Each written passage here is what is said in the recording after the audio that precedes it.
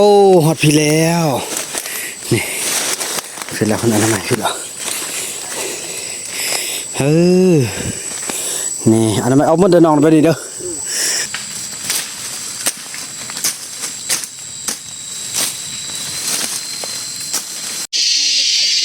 โอ้เชี่ยท่ามาเท่านี้เนอะเอามันน่าค่อยแป้งกันเนาะเชี่ยแล้วเฮ้กองล่างหุ่นน่ะทางกองล่างกันนี่ทางมืดเอามันเกี้ยงเลยพักผ่อนมันเนอะอะไรให้เต็มเด้อทำมันสำเร็จเด้อ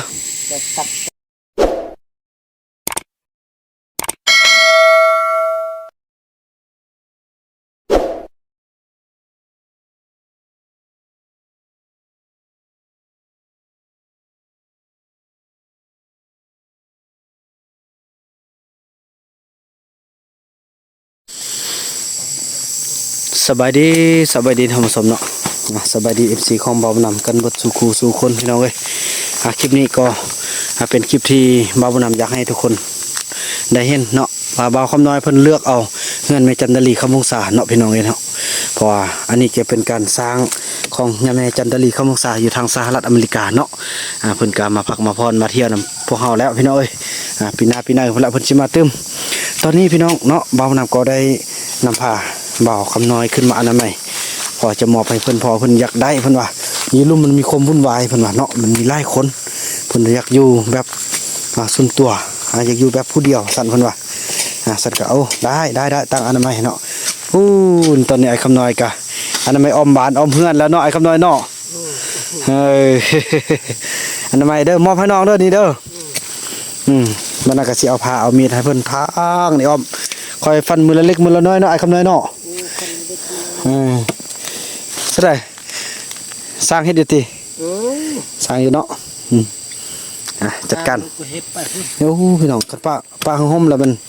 มีมอดมีไม้พ่อเนาะแต่ว่าอันนี้เป็นไม้แก้นพี่น้องเนาะนี่เป็นนอกเสียละ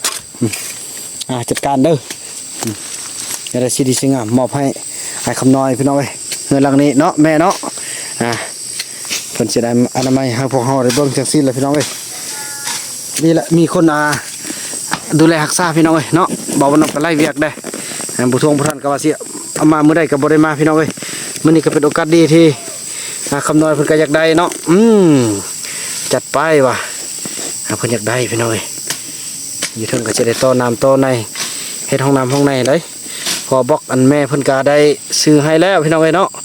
แม่จันดาลีคำวงศาเฮาซื้อให้ละไปที่ช่วยคำน้อยก็ไอ้ช่วยนำเด้อ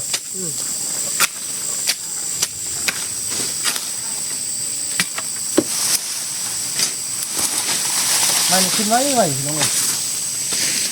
ขึ้นไว้ขนาด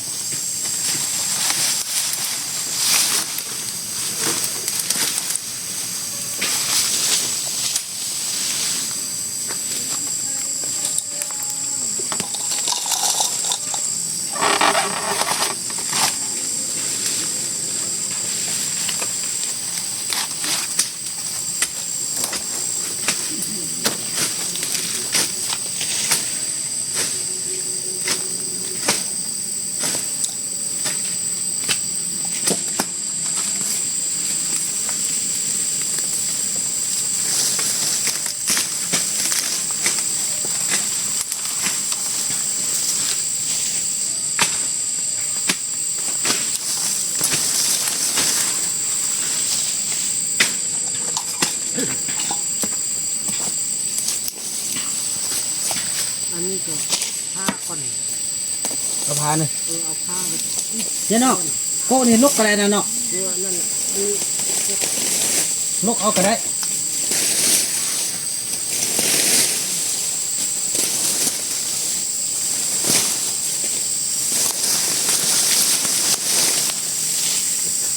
เอามือลกกระได้เนาะแห้งนั่น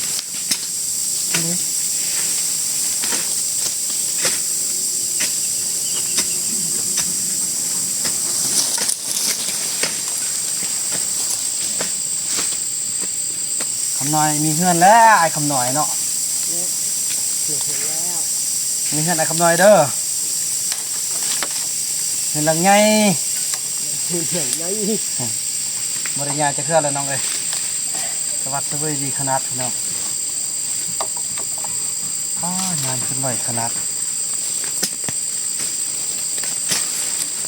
ยังไฟโซลาร์เซลล์เด้จะมาให้ไอ้คนน้อยเป็นได้มีมูเคียงข้างเอาไปนำกับสนุกกับที่นอนเคียงข้างคนเนาะ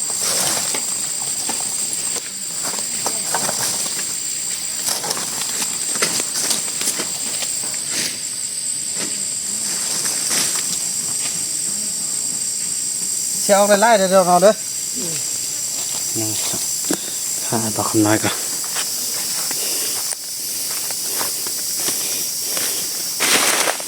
อย่าบอกมือมุดสาม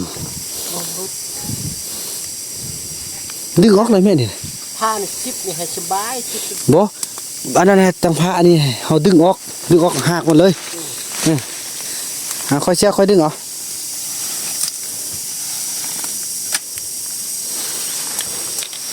ข้าหน้าพานแต่ไอไปซอกพาก่อนเด้อเดี๋ยวให้ทายเด้อไอไปซอกพาก่อนเด้อ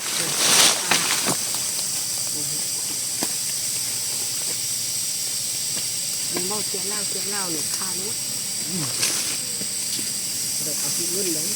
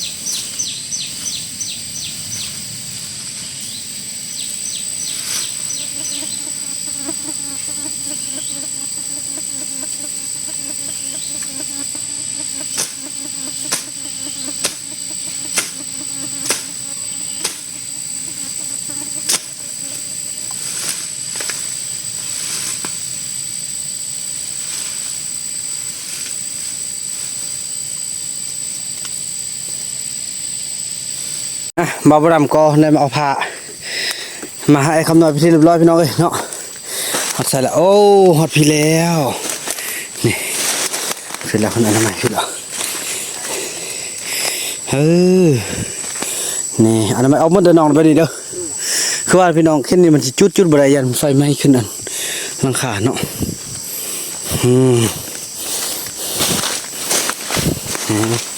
มีคนมาประจำมันก็สิเป็นไอ้คำน้อยคันยักย่างลงพี่ก็ย่างลงในนี้เด้อให้มันก็มอดีเฮ็ดทางลงไปตึ้มก็ได้ทางเข้าเนี่ยเอามันเอาอยู่ก้นมามากวดเด้อ วัด เมื่อยขณะย่างมาซื้อยังเมื่อยโอ้บ่ไหวเลยพี่น้องบ่าบ่นำเดี๋ยวนี้นี่พี่น้องเนาะอันนี้ก็เป็นวิวฮอตนี่แล้วนี่ไฟเก็บแสงเห่าเนาะกลางคืนก็ยังห้องอยู่เด้นี่พี่น้องเอ้ยนี่เสียงกบเสียงเขียด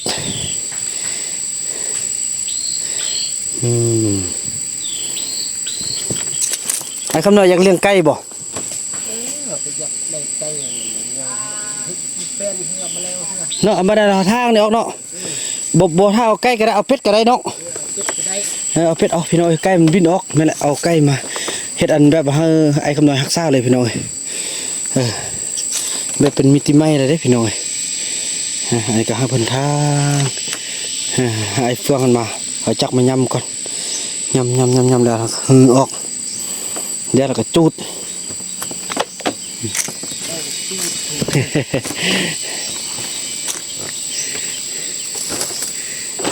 พี่น้อยเนาะอันนั้นไม่เจ้ามันจึงบ่มียุ่งเนาะ บ่มีนิ้ว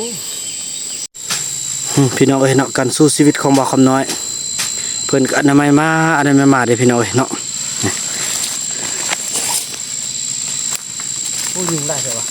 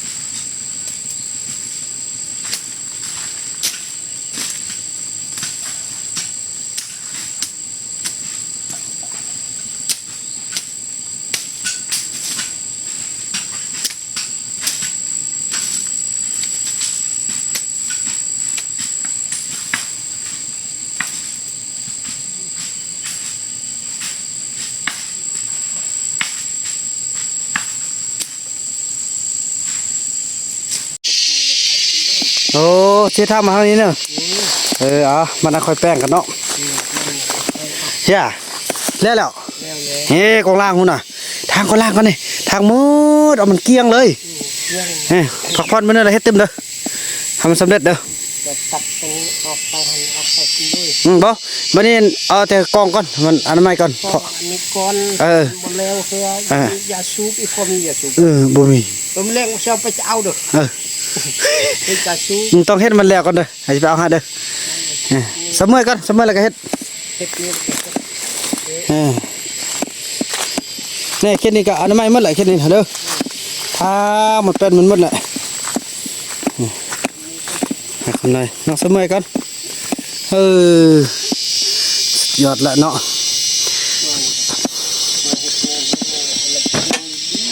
เนี่ยน้องสิเฮ็ดก็ได้ลงข้างนี้ ลงเขานี้ มันไอ้สิแป้งแป้งกันนี่บ่อันนี้เฮ็ดบนเอามานั่งลิ้นโอ้เอาทางนี้กันได้แล้วเอามาสร้างนี้ ทางนี้ น้องมาทางนี้ ลงไปทางนี้บัดมาขึ้นนี้ขึ้นไป เอาคดีคือกันเนาะท่านนั้นพาลงเลยเนาะพาลงทางนี้เลยเนาะไปหาอ้ายพุ่นเนาะพอห้องน้ำเฮาเช็ดอยู่ย่านนั้น นี่มันยาแปะ บ่อาบน้ำอาบในให้หันไปหน่อยลองเบิ่งกันต่อไปเนาะ นั่นแหละ หรือว่าเบิ่งหรือว่าให้เช็ดทางนี้บ่ห้องน้ำน่ะให้ทางนี้บ่โอ้ยทางนี้โอ้เนาะห้องน้ำน่ะให้ทางนี้เพราะว่าบ่ถ้ามาเลยครับแป้งแล้วเอาทางนี้เอานี่เอาทางนี้เอาทางนี้น้องตัดทางไปเด้อตัดทางไปหาเฮือนอ้ายเด้อ ตัดทางเข้าไปกินด้วย ฮะนั่นแหละ เขาทางมามันโซฮอตที่ได้ก็ ฮอตนั่นแหละเบิกบ้านนั้นอาชีบล็อกทางตัดตัดเห็ดงามเกี้ยงไปเนาะ มันเสี่ยงไปห้ามเลยก็ เสื้อกันเฮ็ดห้องน้ำอยู่ท่านเนาะ เฮ็ดลองน้ำอาบน้ำอยู่ที่อาบน้ำอยู่ที่ อาบน้ำที่สบายดี ทางนี้บ่เฮ็ดทางนี้ ถือว่านั้นแหละพี่น้องคลิปนี้บ่าวนำขออนุญาตจบคลิปกับสำนีกันเนาะแล้วก็พบกันใหม่ในคลิปต่อไปพี่น้องเอ้ยคลิปนี้บ่าวนำขอกล่าวคำว่าสบายดี